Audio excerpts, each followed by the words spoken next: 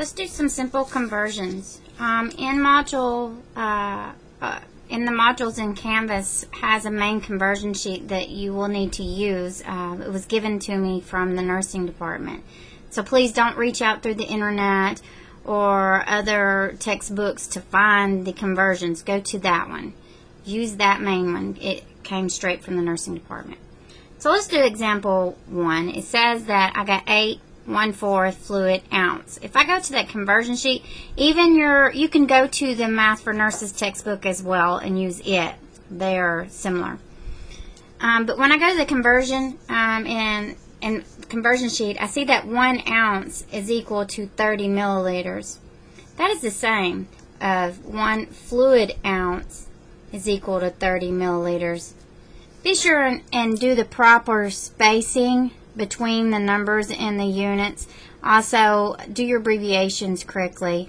I know different textbooks and different teachers will say that you can use a little L or capital L. In my course, please stick with the big L. And read my notes thoroughly when it comes to the questions. I show you how I really want it typed up.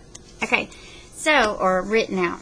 So let's convert 1/4. 1/4 is in decimal form would be 0.25. So I'm going to have 8.25 fluid ounce.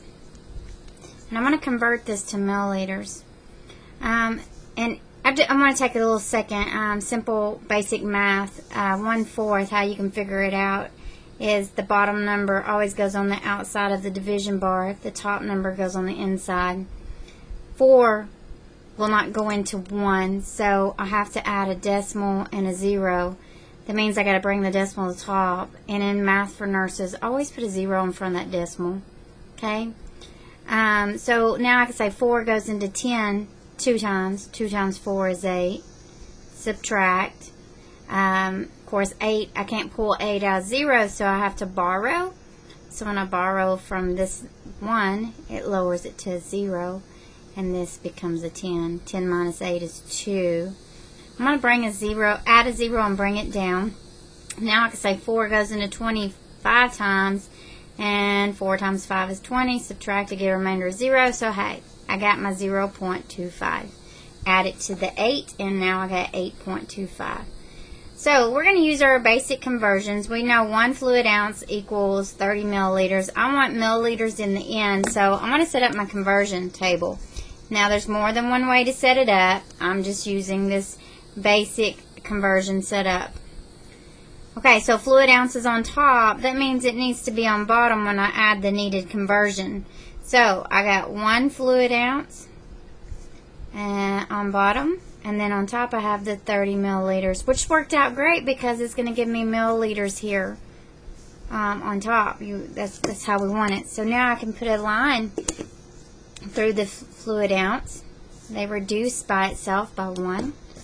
And now we have 8.25 times 30, which is going to be 247.5 milliliters. And that is my answer. Okay, so let's move to the next one.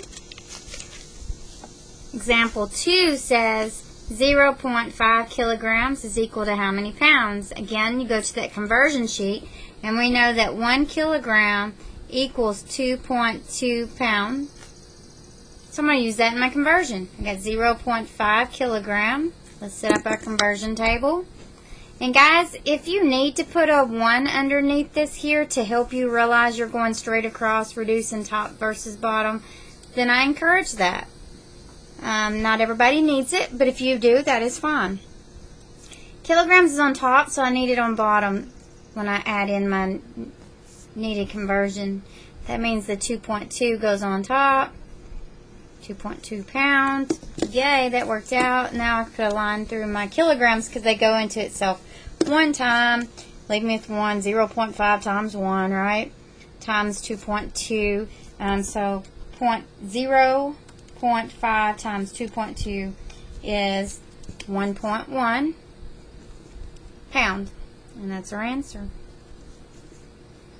Okay. Okay, so the next example says 2.6 milliliters, and we're wanting to go to liters. So our main conversion sheet says that 1 liter equals 1,000 milliliters.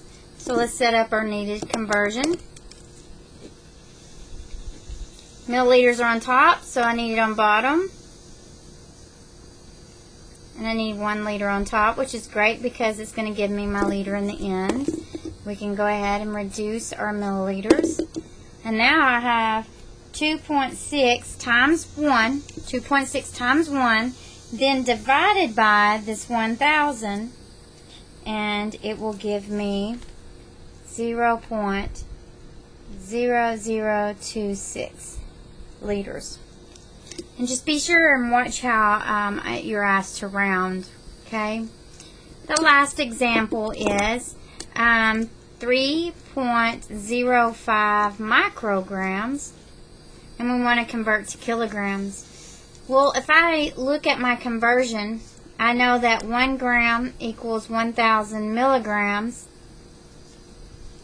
and I know that 1 milligram is equal to 1,000 micrograms.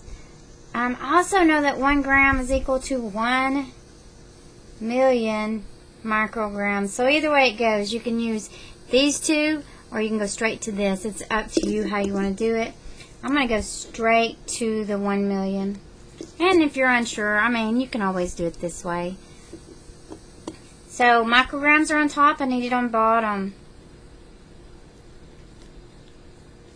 And 1 gram. And it worked out great because it's going to give me grams in the end.